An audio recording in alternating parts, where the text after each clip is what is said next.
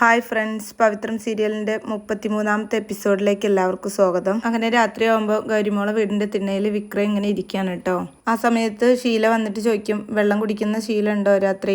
അങ്ങനെ വെള്ളമൊക്കെ കൊണ്ടു കൊടുക്കുകയാണ് കേട്ടോ വിക്രത്തിന്. അങ്ങനെ ഷീല ചോദിക്കും, നിങ്ങളെവിടെയാണ് കിടക്കുക? അപ്പോൾ പറയും, ഞാനിവിടെ എവിടെയെങ്കിലും കിടന്നോളാം, രാമയ്യൻ്റെ റൂമിൽ കിടക്കാം, അവിടെയാണ് മാഡം കിടക്കാൻ പറഞ്ഞത്. വേണ്ട, ഞാനിവിടെ കിടന്നോളാം. ഇവിടെയോ? ഇവിടെ എങ്ങനെ കിടക്കുക? ഇവിടെ നല്ല തണുപ്പും കാറ്റൊക്കെ ഉണ്ടാവും, ഇവിടെ എങ്ങനെ കിടക്കും? അപ്പോഴേക്കും ഗൗരിമോൾ ഒരു ടെൻറ്റും കൊണ്ടുവരെ. അന്നേരം ഷീല ചോദിക്കും, ഇതെന്താ ഇത് ടെൻറ്റ്? ഇത് ആർക്കാണ്? ഇത് ചമ്പുകാന് കിടക്കാൻ. എന്നിട്ട് വിക്രത്തിൻ്റെ അടുത്ത് മോള് പറയും, ഇത് അച്ഛൻ ടൂറ് പോകുമ്പോഴൊക്കെ കൊണ്ടുപോകുന്നതാ, തൽക്കാലം ഇത് വിരിച്ച് കിടന്നോ. അന്നേരം ഷീല ചോദിക്കും, ടെൻറ്റിൽ കിടക്കാനോ? നിങ്ങൾ ശരിക്കും ഗൂർക്കയാണോ?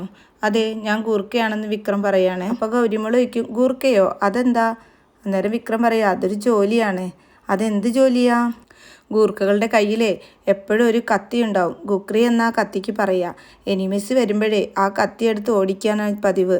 അപ്പോൾ ഗൗരിമോൾ അറിയും, പുളു പുളു പുളു, പച്ചപ്പുളു. കുക്രി എന്ന പേരിൽ ഒരു സാധനവുമില്ല, കോക്രി എന്ന പേരിൽ ഒരു സാധനമുണ്ട്. എൻ്റെ കൂടെ ബസ്സിൽ വരുന്ന ഇന്ദു ടി.പി അതെപ്പോഴും കാണിക്കും. എന്തായാലും ടെൻറ്റ് കൊണ്ടുവന്നതല്ലേ, ഞാനങ്ങ് അതടിക്കാം എന്ന് പറഞ്ഞിട്ട് പിന്നെ 3 പേരും കൂടെ ആ ടെൻറ്റൊക്കെ റെഡിയാക്കി കൊണ്ടിരിക്കുകയാണ്. ടെൻറ്റ് റെഡിയാക്കുന്ന സമയത്ത് ഷീല വീണ്ടും ചോദിക്കും, എന്നാലും രാത്രി ഇതിനകത്ത് കിടക്കുക എന്നൊക്കെ പറഞ്ഞാൽ ഗൗരിമോൾ പറയും, അതിനൊരു കാരണമുണ്ട്. എന്ത് കാരണം? അപ്പോഴേക്കും സീതാമ്മ ഷീലയെ വിളിക്കും. ഷീല അവിടേക്ക് പോകുന്ന സമയത്ത് വിക്രം ഗൗരിമോളോട് ചോദിക്കുകയാണ്, എന്തിനാ എന്നെ ഇതിനുള്ളിൽ കിടത്തുന്നത്? അതൊക്കെ ഉണ്ടെന്നേ. എങ്കിൽ പറ. അതൊക്കെ ഉണ്ട് എന്ന് പറയുമ്പോൾ വിക്രം പറയും, എന്നാൽ ഞാൻ പറയട്ടെ. ചോട്ടാക്കടകൻ്റെ കയ്യിൽ ഒരു കൊച്ചു പീപ്പി ഉണ്ട്. അതെടുത്ത് ചോട്ടാക്കടകൻ എല്ലാവരെയും ഊതും. നേരം പോക്രാം പോത്തിൽ നിന്ന് പോത്തൻ തവളയും, മാക്രാം കുണ്ടിൽ നിന്ന് പോത്തൻ പെരിച്ചാഴി, ആകാശപ്പച്ചിൽ നിന്ന് പച്ചോന്ത് രാജനും, അങ്ങനെ കുറേ എണ്ണം വന്ന് ചമ്പുകാൻ പെരിച്ചാഴിയെ ആക്രമിക്കും. അതേ, അന്നേരം ചമ്പുകാൻ പേടിച്ചോടും എന്ന് പറയുമ്പോൾ വിക്രം പറയും, അങ്ങനെയൊന്നും ഈ ചമ്പുകാൻ പേടിക്കില്ല. വരുന്ന ആളുകളൊക്കെ ടിഷ്യൂ എന്ന് ഞാൻ വെട്ടി വീഴ്ത്തും. നമുക്ക് കാണാം എന്ന് പറയുമ്പോൾ പറയും, കാണാനൊന്നുമില്ല, ഞാൻ ജയിക്കും, തോറ്റ് തൊപ്പിയിടും, ഞാൻ ജയിക്കും, ജയിച്ച് കിരീടം വെക്കും. കാരണം എന്താ അറിയോ? ചമ്പുകൻ ശരിക്കും ആരാന്നറിയോ? ആരാ? വിക്രമാദിത്യ മഹാരാജാവ്. രാജാവാണ് ഞാൻ, വിക്രമാദിത്യ മഹാരാജാവ്. അതും പറഞ്ഞ് വിക്രം ഇങ്ങനെ പൊട്ടിച്ചിരിക്കുമ്പോൾ മോൾക്ക് തോന്നുകയാണ് ശരിക്കും രാജാവ് ചിരിക്കുന്ന പോലെയൊക്കെ തോന്നുകയാണേ. അപ്പോഴേക്കും അച്ഛമ്മ വന്ന് വിളിക്കും, ഗൗരി മോളെന്താ അവിടെ നിൽക്കുന്നേ, വന്നേ ഉറങ്ങണ്ടേ എന്ന് ചോദിക്കുമ്പോൾ വിക്രമിനെ നോക്കിയിട്ട് മോള് പറയാണ്, നിങ്ങളെ തോൽക്കും, തോറ്റ് തൊപ്പിയിടും, എന്നാലേ നമുക്ക് കാണാം എന്ന് വിക്രം പറയുമ്പോൾ മോള് പറയാണ്, കാണാനൊന്നുമില്ല, ചമ്പുകൻ തോൽക്കും. ആ സമയത്ത് അച്ഛമ്മ ചോദിക്കുകയാണ്, എന്താ ഇവിടെ കിടക്കുന്നത്? ഞാൻ മുറിയിൽ പോയി കിടക്കാൻ പറഞ്ഞിട്ടില്ലേ? വേണ്ട, ഇത് മതി എന്ന് പറയുമ്പോൾ പറയും, ഒരു കണക്കിന് ബോഡി ഗാർഡ് പുറത്ത് കിടക്കുന്നതന്നെ നല്ലത്, വാ മോളെ എന്നും പറഞ്ഞ് മോളെ വിളിച്ചു കൊണ്ടുപോവാണ്. അങ്ങനെ മോള് ഉറങ്ങാൻ പോയതിന് ശേഷം വിക്രം ആ മരത്തിൻ്റെ ചുവട്ടിലിരുന്നിട്ട് വേദയെക്കുറിച്ച് ഇങ്ങനെ ഓർക്കുകയാണ്. പിന്നെ കാണിക്കുന്നത് വേദയും ഗൗരിമോളും ഫോണിൽ സംസാരിക്കുന്നതാണ്. അപ്പം ഗൗരിമോളാണെങ്കിലോ വിക്രത്തിൻ്റെ വിശേഷങ്ങൾ മാത്രമേ ഗൗരിമോൾക്ക് വേദയോട് പറയാനുള്ളൂ. അങ്ങനെ വിക്രം പറഞ്ഞ ഗൂർക്കയുടെ കഥയും മുക്രി എന്ന കത്തിയെക്കുറിച്ചും ഒക്കെ വേദയോട് പറയുകയാണ്. ആ ആൾക്ക് ചമ്പുകാൻ്റെ കഥ മുഴുവനും അറിയാം, പോക്കാച്ചിത്തവളയും പച്ചോന്ത് രാജനും അങ്ങനെ എല്ലതും അറിയാം. അയാളും ഗൗരിമോളെ പോലെ ചോട്ടാക്കടകൻ കാർട്ടൂൺ ദിവസവും കാണുന്നുണ്ടാവും, അതുകൊണ്ടാണ് ആയിരിക്കും. പക്ഷെ അയാൾ പറയുന്നത് ചമ്പുകനല്ല, വിക്രമാദിത്യ മഹാരാജാവാണെന്നാ. അത് കേൾക്കുമ്പോൾ വേദ പെട്ടെന്ന്, വിക്രമാദിത്യ മഹാരാജാവോ എന്ന് ചോദിക്കുകയാണേ. അതേന്ന്, എനിമീസിനെ അയാൾ ഡിഷും വെട്ടിക്കൊല്ലും എന്ന് പറയുമ്പോഴേക്കും മോള് പറയും, അതേ അച്ഛൻ വിളിക്കുന്നു, ഞാൻ കട്ടാക്കുകയാണേ. അങ്ങനെ തരുണി ചോദിക്കും, അച്ഛൻ്റെ ചക്കരക്കുട്ടി എന്തെടുക്കുക? കുറേ വിശേഷങ്ങൾ എനിക്ക് പറയാനുണ്ട് എന്ന് പറഞ്ഞിട്ട് മോൾക്ക് പറയാനുള്ളത് ചമ്പുകൻ്റെ വിശേഷങ്ങൾ, വിക്രത്തിൻ്റെ കാര്യം മാത്രമാണ്. അങ്ങനെ തരുണിൻ്റെ അടുത്ത് ചമ്പുകൻ്റെ വിശേഷങ്ങളൊക്കെ പറയുന്ന സമയത്ത് വേദ ഇങ്ങനെ ജനലിൻ്റെ സൈഡിൽ വന്നിട്ട് വിക്രമിനെ തന്നെ ഇങ്ങനെ മനസ്സിൽ ഓർക്കുകയാണ്. വിക്രമാദിത്യ മഹാരാജാവ് എന്ന് ഗൗരിമോള് പറഞ്ഞപ്പം വേദയ്ക്ക് പെട്ടെന്ന് വിക്രമിനെയാണ് ഓർമ്മ വന്നത്. അതേസമയം വിക്രമിൻ്റെ അവസ്ഥ ഇത് തന്നെയായിരുന്നു. വിക്രമും വേദയെ തന്നെയാണ് ഓർത്തുകൊണ്ടിരിക്കുന്നത്. എന്നിട്ട് വേദ പണ്ട് പറഞ്ഞ കഥയൊക്കെ വിക്രമിൻ്റെ മനസ്സിലേക്ക് ഇങ്ങനെ കടന്നു വരികയാണ്. പണ്ട് വേദ കമലാമ്മയുടെ 3 മക്കളെക്കുറിച്ച് ഒരു കഥാരൂപത്തിൽ പറഞ്ഞ കാര്യങ്ങളൊക്കെ വിക്രമിൻ്റെ മനസ്സിലേക്ക് ആ ഒരു സമയത്ത് ഇങ്ങനെ കടന്നു വരുന്നുണ്ട്. പിന്നീട് കാണിക്കുന്നത് രാത്രി മാഷൊക്കെ ഇങ്ങനെ ഉറങ്ങുന്ന സമയത്ത് പെട്ടെന്ന് അച്ഛാ വേഗം വാ എന്നുള്ള ഒരു നിലവിളി കേട്ടാണ് മാഷ് പെട്ടെന്ന് ഞെട്ടി ഉണരുന്നത്. ആമിയുടെ കരച്ചിലായിരുന്നത്.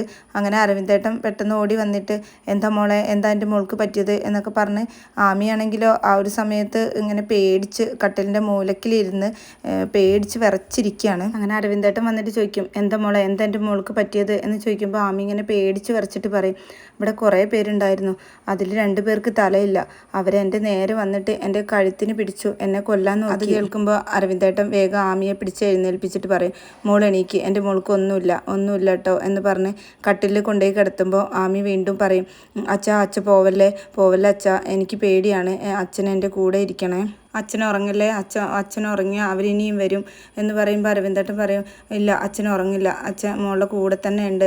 അപ്പോഴേക്കും ആമി ഉറങ്ങിയിട്ടുണ്ടാവും. അങ്ങനെ ആമിയെ പൊതിപ്പിച്ചൊക്കെ കൊടുത്തിട്ട് പിന്നെ പുറത്തേക്ക് വരും. അരവിന്ദേട്ടൻ മാഷ് അടുത്തേക്ക് വരുന്നതിന് മുമ്പ് തന്നെ മാഷ് വിക്രത്തിനെ കാര്യങ്ങളൊക്കെ വിളിച്ചറിയിച്ചിട്ടുണ്ടായിരിക്കും. അരവിന്ദേട്ടൻ മാഷെടുത്ത് പറയും, മാഷ് പോയി കിടന്നോളൂ, ഇനി ഉണരാൻ സാധ്യതയില്ല, ഇനി രാവിലെ ഉണരുള്ളൂ, ഇനി അഥവാ ഉണർന്നാലും ഞാൻ അടുത്തുണ്ടാവുന്നതാണ് നല്ലത്.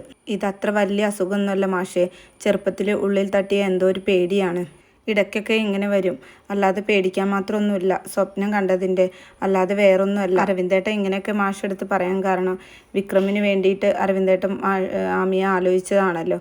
ഈ ഒരു കാരണം കൊണ്ട് ആമിയുടെ കല്യാണം മുടങ്ങിപ്പോവോ എന്നുള്ളൊരു ഭയം അരവിന്ദേട്ടൻ്റെ മനസ്സിലുണ്ട്. പിന്നീട് കാണിക്കുന്നത് രാവിലെ ഷീല വിക്രത്തിന് ചായയായിട്ട് വരുമായിരിക്കും. അങ്ങനെ ടെൻറ്റ് തുറന്ന് നോക്കുന്ന സമയത്ത് വിക്രത്തിന് അവിടെ കാണാനുണ്ടാവില്ല. ഷീല ആ സമയത്ത് ഇങ്ങനെ മനസ്സിൽ വിചാരിക്കും, ഇങ്ങനെ ഇത് എവിടെ പോയി എന്ന് വിചാരിച്ച് ചുറ്റിലും ഇങ്ങനെ വിക്രത്തെ തിരയുന്നുണ്ടാവും. മാഷ് രാത്രി ഫോണിൽ വിളിച്ച് വിക്രത്തോട് കാര്യങ്ങളൊക്കെ പറഞ്ഞതുകൊണ്ട് തന്നെ വിക്രം രാവിലെ ആമിയുടെ വീട്ടിൽ പോയതായിരുന്നു. അങ്ങനെ പിന്നെ അച്ചമ്മ വന്നിട്ട് ഗൗരിമോളെ ഇങ്ങനെ വിളിക്കുന്നുണ്ടായിരിക്കും, ഗൗരിമോളെ എണീക്ക്, നമുക്ക് പൂവിടണ്ടേ, ഇന്ന് അത്തല്ലേ എന്ന് പറയുമ്പോൾ മോള് പെട്ടെന്ന് ഉറക്കത്തുനിന്ന് ഞെട്ടി ഉണർന്ന് നേരെ ജനലിൻ്റെ സൈഡിൽ വന്ന് നോക്കുകയാണ്. അങ്ങനെ നോക്കുന്ന സമയത്ത് വിക്രത്തിനെ അവിടെ കാണാനുണ്ടാവില്ല. അപ്പോൾ മോളിങ്ങനെ രാത്രി വിക്രം പറഞ്ഞ കാര്യങ്ങളൊക്കെ ഓർമ്മ വരികയാണ്. ഞാൻ വിക്രമാദിത്യ മഹാരാജാവാണ്, എല്ലാവരെയും വെട്ടി നുറുക്കി കൂട്ടും എന്ന് പറയുന്നതൊക്കെ മോളിങ്ങനെ മനസ്സിൽ ഓർക്കുകയാണ്. പിന്നെ കാണിക്കുന്നത് ആമിയുടെ വീടാണ്. അവിടെ പൂക്കൾ ഒരുക്കാൻ വേണ്ടിയിട്ട് അരവിന്ദേട്ടൻ ചാണകമൊക്കെ മെഴുകി വെച്ചിട്ടുണ്ടായിരിക്കും. അങ്ങനെ അരവിന്ദേട്ടൻ വന്ന് വിളിക്കും, വാ ആമി, വന്ന് പൂക്കളിട്. ആമിക്കാണെങ്കിൽ ഒന്നിനും ഒരു താല്പര്യമില്ലാതെ ആമി ആകെ ചടച്ചിരിക്കുകയാണ്. മോളല്ലേ ഇതൊക്കെ എല്ലാ വർഷവും ചെയ്യാറ്, വാ ആമി എന്ന് പറഞ്ഞ് വിളിക്കുമ്പോൾ ആമി ഒന്നും മിണ്ടുന്നുണ്ടാവില്ല. അപ്പോൾ മാഷ് പറയും, ചെല്ല് മോളെ, അച്ഛൻ വിളിക്കുന്നത് കേട്ടില്ലേ. അപ്പോഴേക്കും വിക്രം ബൈക്ക് എടുത്ത് വരുന്നുണ്ടായിരിക്കും. എന്നിട്ട് വിക്രം വന്നിട്ട് ചോദിക്കും, എന്താ പ്രശ്നം? അപ്പോൾ അരവിന്ദേട്ടൻ ചോദിക്കുകയാണ്, ആരാ വിക്രത്തിനോട് ഇതൊക്കെ അറിയിച്ചത്? അപ്പോൾ മാഷ് പറയും, ഞാനാണ് ഇന്നലെ രാത്രി വിക്രത്തിനോട് ഇതൊക്കെ വിളിച്ച് പറഞ്ഞത്. വിക്രം ആമിയോട് ചോദിക്കും, ഹലോ എന്ത് പറ്റി, എന്താ പ്രശ്നം? അച്ഛനൊരു ചെറിയ മുറിവുണ്ടായപ്പോഴേക്കും ഇങ്ങനെ പേടിച്ചാലോ? അച്ഛനാണെങ്കിലോ ഒരു പ്രശ്നവും ഇല്ലാതെ തുള്ളിച്ചാടി നടക്കുന്നു. അപ്പോൾ ആമി പറയും, ഞാൻ പറഞ്ഞിട്ടില്ലേ ചിലപ്പോൾ ഞാൻ ഇങ്ങനെയാണ്. അത് കേൾക്കുമ്പോൾ അരവിന്ദേട്ടൻ പറയും, ആമി മോൾക്കൊരു പ്രശ്നമില്ല, വന്ന് പോയിട്ടെ. അപ്പോൾ വിക്രവും പറയും, അതെ വാ എണീക്കടോ, ഞാനും കൂടാം എന്ന് പറഞ്ഞിട്ട് പിന്നെ 2 പേരും കൂടെ പോയിടുകയാണ്. അങ്ങനെ കുറച്ച് പോയിട്ടപ്പോഴേക്കും ആമി പറയും, എനിക്ക് മടുത്തു, മതിയായി എന്ന് പറയുമ്പോൾ വിക്രം പറയും, എങ്കിലും ആമി പോയിക്കോ, ഞാനിത് പൂർത്തിയാക്കിക്കോളാം.